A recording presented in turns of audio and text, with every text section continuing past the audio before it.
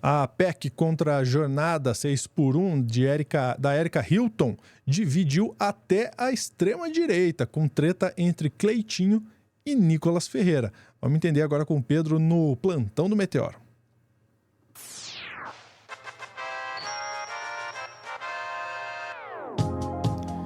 Bora lá que esse tema tá pegando fogo e a gente vai trazer o Pedro Zambarda aqui na tela, o arroba do Pedro tá aqui, arroba Pedro Sólidos, pra você seguir o Pedro em todos os canais, inclusive no Drops de Jogos, na Folha Democrata, no DCM, onde mais, Pedro? E no DCM, na Folha Democrata, e acho que é isso, é aqui, né? Aí estamos presentes aqui em todos os lugares. Falar pra galera também, assim, se inscrevam lá no Drops de Jogos que eu vou me vestir de Yoshi se eu passar 10 mil. Olha, Lúcio, a Erika Hilton conseguiu rachar a extrema-direita de Minas Gerais. E aí eu não quero falar nada, eu quero mostrar o vídeo do Cleitinho e depois eu comento o que tem depois disso. Cleitinho, eu queria muito que esse vídeo fosse mostrado para o Brasil inteiro. Então peço para você compartilhar esse vídeo. E dependendo da sua ideologia, de esquerda e de direita, o que eu quero mostrar para vocês aqui é falar sobre essa questão da escala, né, de 6x1 do trabalhador. Então eu queria fazer essa comparação do trabalhador com o político, para mostrar para você que é o patrão, você que é o trabalhador, que você hoje é empregado, é escravo do político. A lógica seria o quê? O político servir, mas é você que serve o político. Então eu vou fazer essa comparação. Quero mostrar primeiro aqui para vocês aqui a escala de 6x1, o que o trabalhador trabalha, o que ele tem descanso. Depois eu vou mostrar do político. Então vamos lá. Nessa escala de 6x1, você vai tirar um mês já, que é o mês de férias. Então você vai contar aí 11 meses. Se ele faz 6x1, então quer dizer que na semana ele trabalha 6. A semana tem 4, então você vai somar 4 vezes 6. Dá o quê? Dá 24. Então 24 vezes 11 meses. Vamos lá então, aqui ó. Mostra aqui pra eles aqui, ó. O trabalhador, isso é média que eu tô fazendo, tá, gente? O trabalhador fez o quê? 264 dias de trabalho nessa média. Sabe quanto que ele teve de descanso? Olha isso aqui. 101 dias de descanso. Ah, gente, agora eu quero mostrar aqui pra vocês do político. Você sabe qual é a escala do político? 3x4. 3x4. Aí eu queria começar falando o seguinte para vocês. O mês de janeiro já não trabalha. Então eu vou fazer diferente, tá? Do político aqui eu vou mostrar quanto que ele não trabalha. Então o mês de janeiro já vamos colocar aqui a média. Eu tô fazendo média. 30 dias. Coloquei aqui. Só que tem o quê? Tem o mês de julho também, que tem 2 semanas de recesso.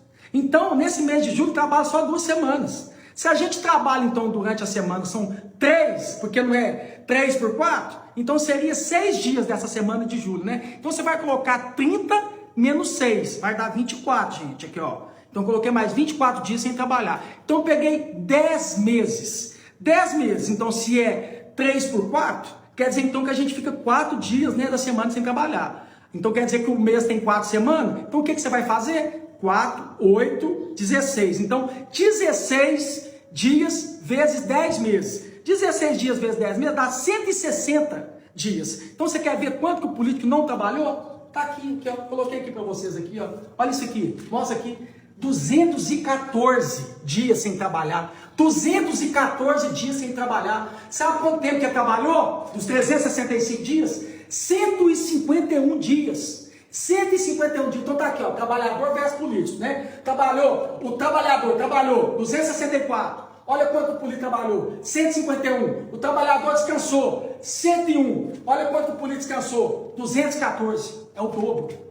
É o dobro. Ah, eu queria falar para vocês, viu? Esse ano ainda é um ano atípico do político, porque teve eleição. Então, quase setembro e outubro também não teve trabalho.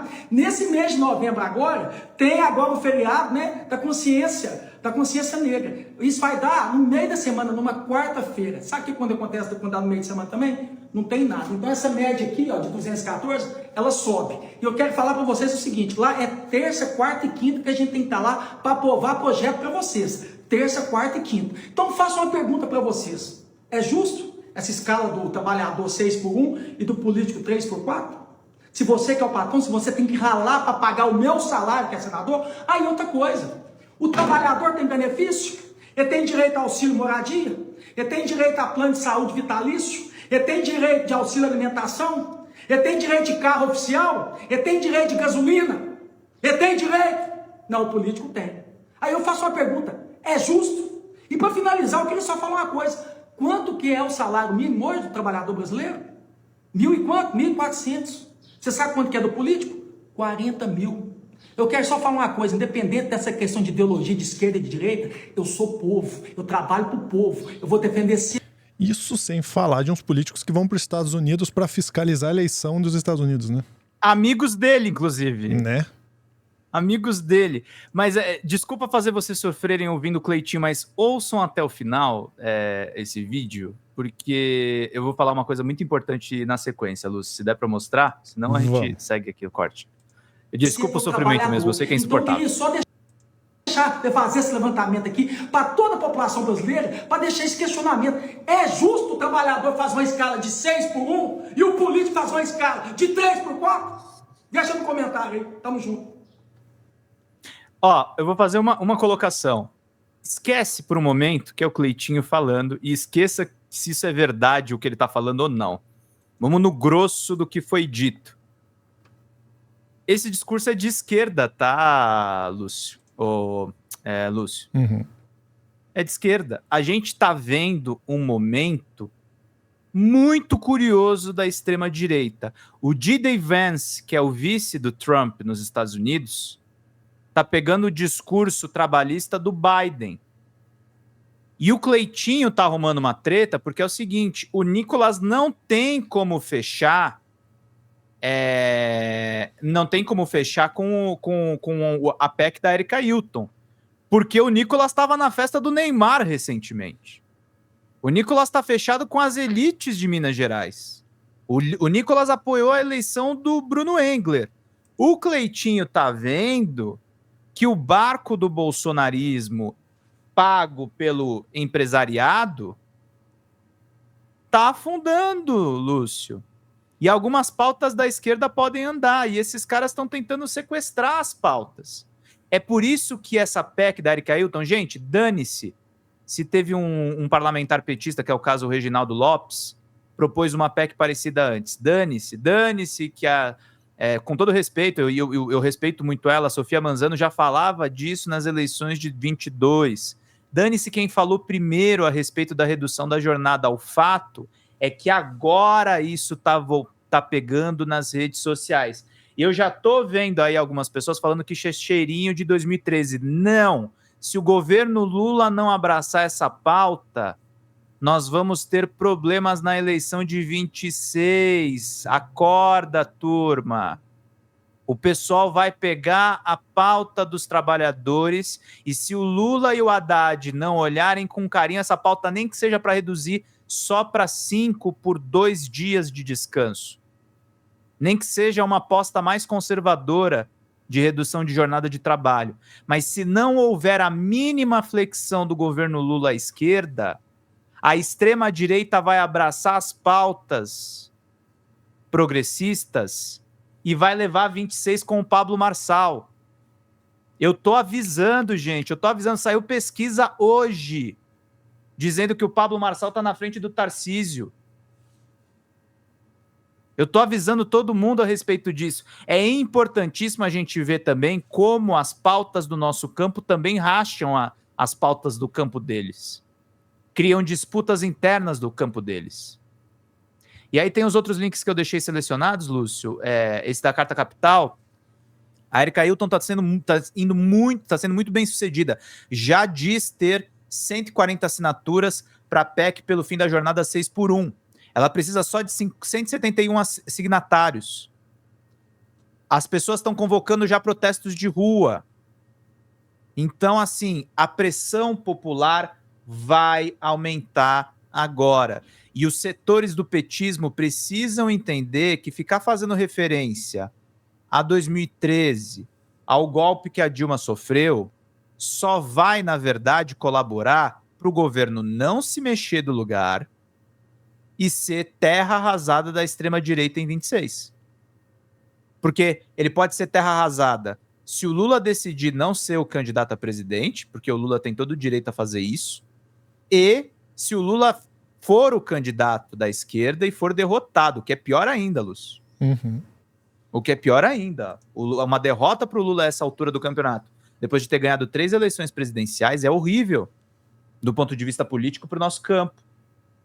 Então, meus caros, tem que surfar nessa pauta e o governo tem que abraçar isso. E sim, essa é mais uma crítica ao governo Lula. Tá, não é que tá a frente amplista demais. A frente ampla não inclui a esquerda. A esquerda não está contemplada, tanto que está havendo uma pressão em cima disso. A esquerda pode abraçar a pauta. Aliás, em 2013, dava até para ter abraçado também os 20 centavos. Não abraçaram porque foram conservadores e fecharam com a direita. Foram conservadores e depois, no segundo mandato da Dilma, colocaram de ministro da Economia o Joaquim Levy. Eu não esqueci disso, eu sei que a Dilma foi vítima. Mas houveram erros no nosso campo. A gente deixou a extrema-direita se infiltrar, a gente deixou o golpe do Temer prosperar. E o Temer fez a reforma trabalhista que agora a população é contra. Gente, inteligência política, turma. E eu não estou pedindo assim para gostar da Erika Hilton, não.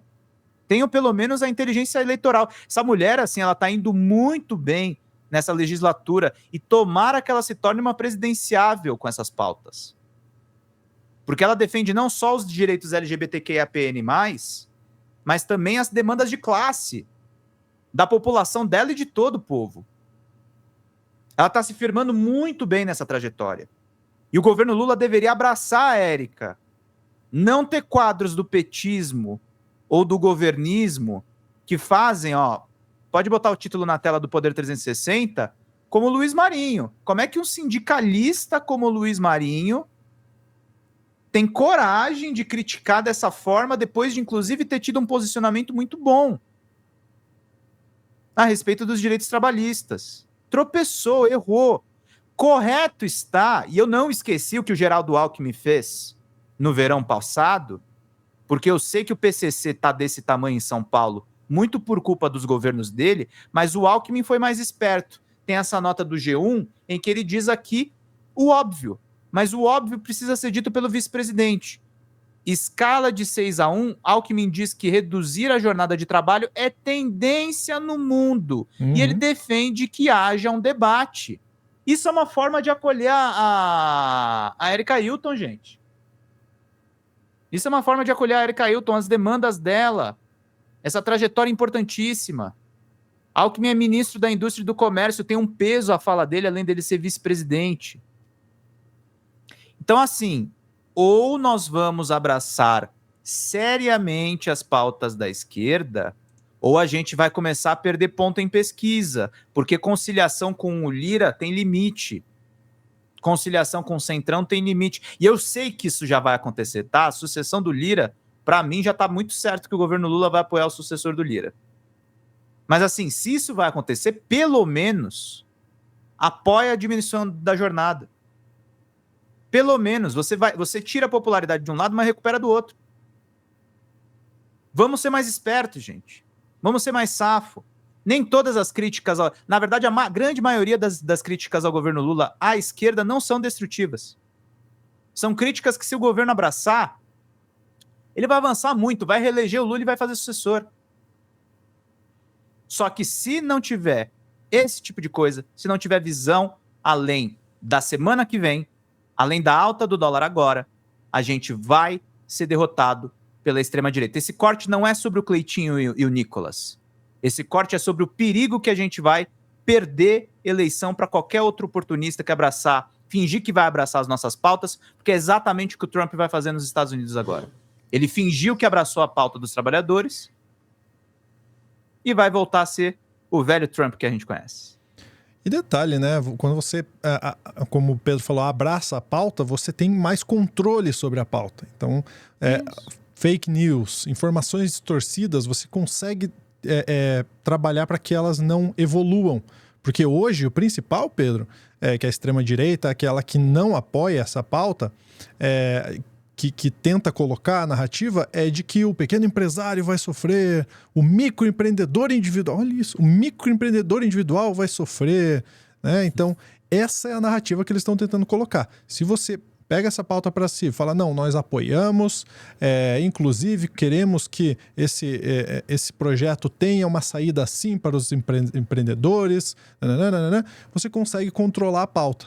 Então, eu concordo com o Pedro, acho que a gente tem que ser mais ousado. O governo precisa ser mais ousado, principalmente numa pauta que acabou unindo muita gente de espectros diferentes. Uhum. Que é tão difícil de acontecer, né? E tem o Rick Azevedo, o vereador Rick Azevedo, com um movimento muito interessante da vida além do trabalho, né, gente? É isso. A sociedade vai colapsar.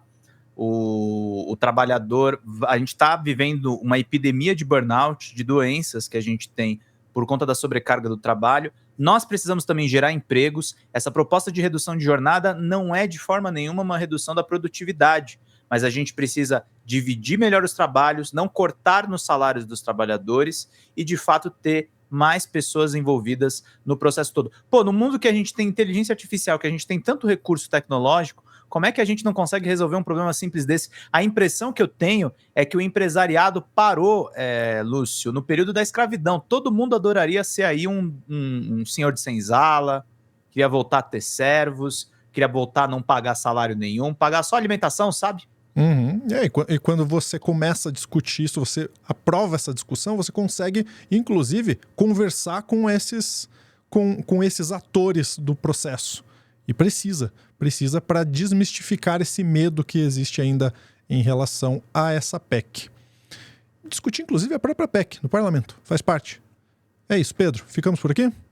Ficamos por aqui, meu querido. Muito bom esse corte. Boa. Rapidamente aqui para vocês, olha só, youtube.com/tvcringe Brasil, o novo canal do Meteoro, em que a gente faz vídeo ensaio. Olha, tá muito legal a TV Cringe, viu? Se você ainda não se inscreveu, fica aqui o convite para você se inscrever, mas é claro, só se você quiser. Mas ó, se não quiser, tá perdendo muita coisa, hein? Estamos perdendo muita coisa. Um grande abraço. Até a próxima.